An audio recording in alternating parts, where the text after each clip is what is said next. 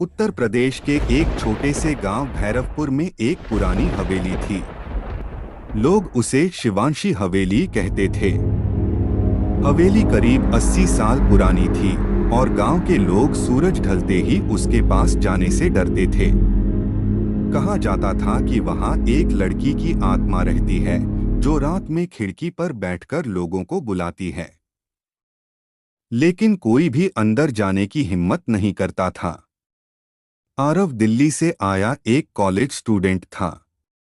वह यूट्यूब के लिए हॉरर वीडियो बनाता था। उसने सोचा, गांव वालों की बातें सिर्फ अंधविश्वास हैं। मैं इस हवेली में रात बिताऊंगा और वीडियो बनाऊंगा। गांव के बुजुर्गों ने उसे बहुत रोका। एक बूढ़ा आदमी बोला, बेटा, उस हवेली में जो जाता है वापस वही नहीं आता।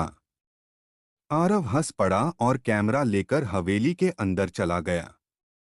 हवेली का दरवाजा अपने आप चरमराकर खुल गया। अंदर धूल, जाले और टूटी हुई कुर्सियां थीं।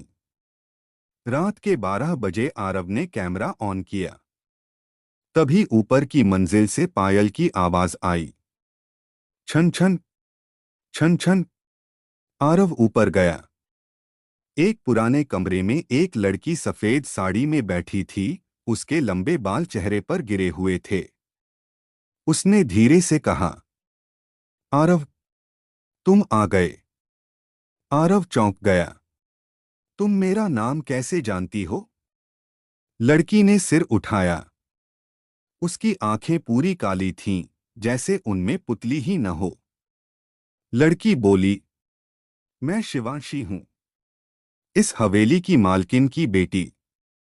उसने बताया कि उसके पिता बहुत अमीर और क्रूर थे। उन्होंने उसे जबरदस्ती एक बूढ़े आदमी से शादी कराने की कोशिश की। शिवांशी ने इनकार किया तो पिता ने उसे इसी कमरे में बंद कर दिया। 3 दिन तक उसे खाना पानी नहीं मिला और चौथे दिन वह मर गई।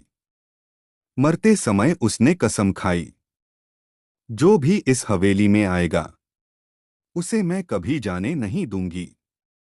आरव डर गया और नीचे भागने लगा, लेकिन सीढ़ियां गायब हो चुकी थीं। हवेली की दीवारें खून से लाल हो गईं। हर कमरे से आवाजें आने लगीं, मेरे साथ खेलो, यहां रुको, तुम भी मेरे जैसे बन जाओगे।